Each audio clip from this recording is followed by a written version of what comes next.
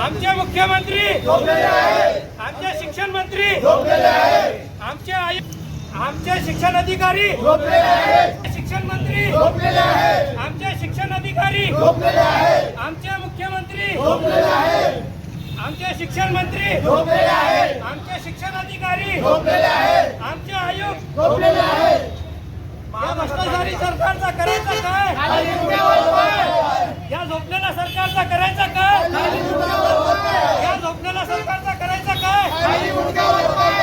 आम आदमी पार्टीचा आम आदमी पार्टीचा आम आदमी नाही कोणाच्या बापाचा आम आदमी पार्टीचा आम आदमी पार्टीचा अरविंद केजरीवाल तुम आगे बढ़ो, हम तुम्हारे साथ हैं। अरविंद केजरीवाल तुम आगे बढ़ो, हम तुम्हारे साथ हैं। पहले लड़े थे गोरों से, आप लड़ेंगे चोरों से। पहले लड़े थे गोरों से, आप लड़ेंगे चोरों से। शिक्षण आमच्या हक्काचं, नाही कोणाच्या बापाचं शिक्षण आमच्या हक्काचं, नाही कोणाच्या बापाचं शिक्षण आमच्या हक्काचं, नाही कोणाच्या बापाचं आम आदमी पार्टीचा विजय असो आम आदमी पार्टीचा विजय असो।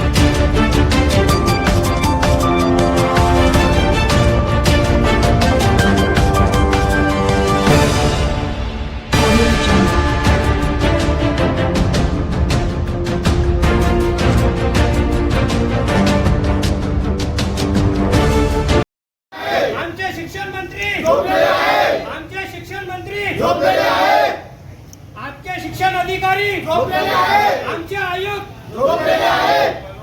शिक्षणाचा वारा केला शिक्षणाचा दर्जा सुधारलाच पाहिजे आमचे मुख्यमंत्री आमचे मुख्यमंत्री आमचे शिक्षण मंत्री आमचे आयुक्त आमचे शिक्षण अधिकारी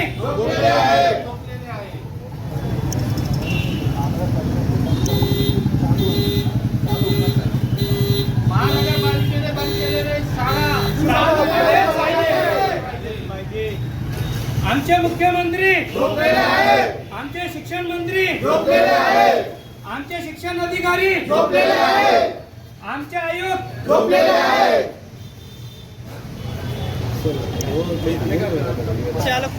बोलो आमचे मुख्यमंत्री आमचे शिक्षण मंत्री आमचे आयुक्त आमचे शिक्षण अधिकारी आमचे मुख्यमंत्री आमचे शिक्षण मंत्री आमचे शिक्षण अधिकारी आमचे मुख्यमंत्री आमचे शिक्षण मंत्री आमचे शिक्षण अधिकारी आमचे आयुक्त या भ्रष्टाचारी सरकारचा करायचा काय? या झोपलेल्या सरकारचा करायचा काय? या झोपलेल्या सरकारचा करायचा काय? आम आदमी पार्टीचा आम आदमी पार्टीचा आम आदमी नाही कोणाच्या बापाचं आम आदमी पार्टीचा विजय असो आम आदमी पार्टीचा विजय असो।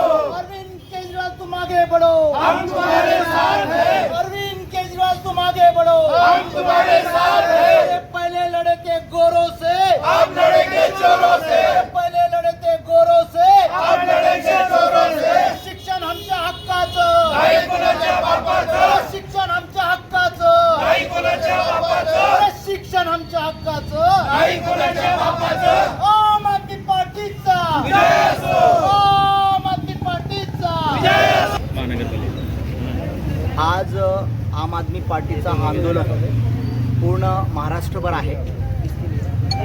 आमच्या आम आदमी पार्टीचे वरिष्ठ नेते शिक्षण मंत्री माजी शिक्षण मंत्री मनीष सिसोदिया सरांनी यांनी हे ऐलान केलेलं आहे की या देशातले पूर्ण महानगरपालिकेचे असेल किंवा जिल्हा परिषद शाळांची अवस्था काय ते जनतेसमोर आणायचं आहे। जेव्हा आम आदमी पार्टीचे कार्यकर्ते सर्व शाळेमध्ये व्हिजिट दिले तेव्हा एवढी दयनीय अवस्था होती मित्रांनो, काय सांगू, कारण की त्या शाळेमध्ये गोरगरिबाचे विद्यार्थी शिकतात, मुलं शिकतात, बसायला जागा नाही आहे, बोर्ड बरोबर नाही आहे, फॅन नाही, लाईट नाही, एवढंच काय माझ्या लहान मुली शिकायला जातात तर टॉयलेटचं व्यवस्था नाही आहे, टॉयलेटची व्यवस्था नाही आहे, पिण्यासाठी पाणी नाही आहे, मग हा सरकार एवढं सांगतो की एज्युकेशनाबद्दल आम्ही खूप काही डेव्हलप करतोय, खूप काही म्हणजे स्वप्नाच्या गोष्टी दाखवत आहेत आपल्याला. हे फक्त चॉकलेट दाखवत आहेत. खरी काय परिस्थिती जेव्हा आपण शाळेमध्ये जातो तेव्हा कळते आपले मुलं कोणत्या स्थितीमध्ये, कोणत्या परिस्थितीमध्ये शिक्षण घेतात.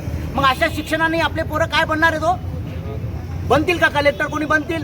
IAS अधिकारी बनतील? कोणी संशोधन बनतील? रिसर्च पर्सन बनतील? प्राध्यापक बनतील? नाही बनणार. या भाजप सरकाराला आपला माणूस म्हणजे गोरगरिबाचा मुलगा हा त्यांना मजुरी करण्यासाठी त्यांना ट्रेन करतोय. त्यांना असं कोणता कलेक्टर, कोणता IAS अधिकारी बनवण्यासाठी आपल्याला ट्रेन करत नाही. हे दुर्दैवाची गोष्ट आहे आणि हे भाजप मुद्दामून करतोय आपल्यासाठी.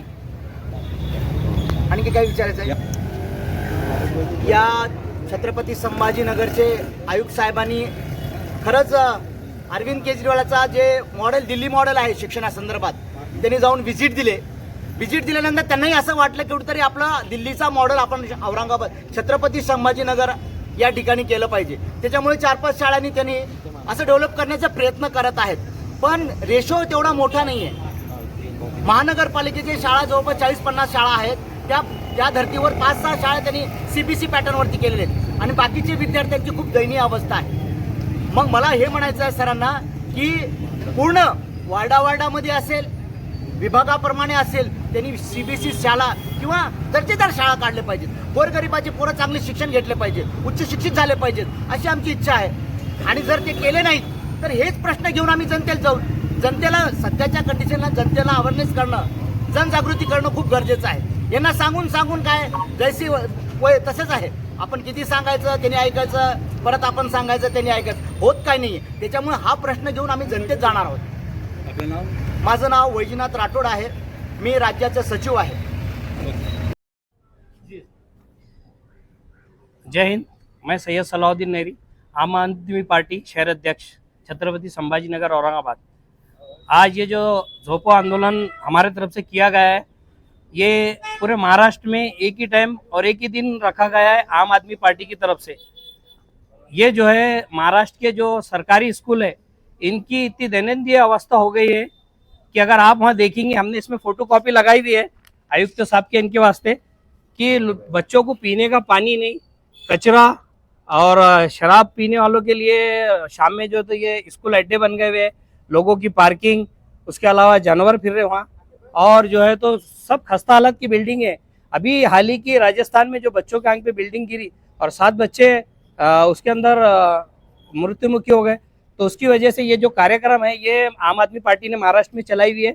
और इसके उससे हमने सर्वे करें तो अपने शहर के भी तकरीबन स्कूलों की हालत यही है।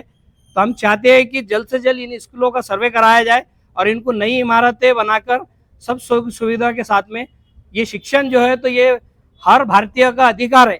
तो इसको समझते हुए शिक्षण अधिकारी ने, आयुक्त साहब ने, महाराष्ट्र के शिक्षण मुख्यमंत्री ने, शिक्षण मंत्री ने और मुख्यमंत्री ने इस तरफ जो है तो तवज्जो देने को ना, और ये जो है तो हमारा धरना आंदोलन आज ही नहीं, इसके आगे भी हम अभी तो निवेदन और ये दे रहे और हम झोपो आंदोलन कर रहे हैं। इसके बाद में हम और तीव्र आंदोलन करेंगे अगर हमारी मांग पूरी नहीं की गई तो। और शिक्षण जो है तो ये देश के, राष्ट्र के हित में सबसे अहम पहलू है, क्योंकि शिक्षण लिए बाद ये आदमी के अंदर हर सलाहियत आती। तो शिक्षा जो है तो ये अच्छे दर्जे का मिलना चाहिए। इस ताल्लुक से जो है तो ये प्राइवेटेशन करके सरकारी स्कूलों को बंद कर रहे, मर्ज कर रहे, और दिन पे दिन जो है तो सरकारी स्कूल को बंद करने का ये जो है तो षड्यंत्र रचा जा रहा है। तो हम इसके खिलाफ जो है तो आज रोड पे आए हुए हैं और इसके बाद भी हम और धरने आंदोलन तीव्र करेंगे इसके लिए पूरे शहर के अंदर। धन्यवाद। सबसे आम आदमी पार्टी आज बघायला गेले तर गरीब लोकांना जे नगरपालिकेतून मोफत शिक्षण मिळत होतं, त्याच्यामुळे त्यांच्या गरीब लोक कुटुंबाला एक आधार होता, आणि आज त्या सगळ्या शाळा बंद करण्यात येत आहे। सरकारकडून हा चुकीचा निर्णय घेण्यात येत आहे, कारण जर ते वंचित राहिले शिक्षणापासून तर गोरगरिबांचं याच्यात खूप मोठं नुकसान आहे।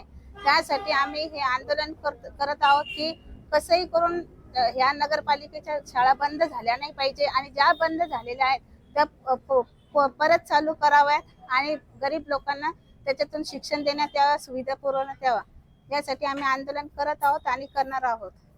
धन्यवाद।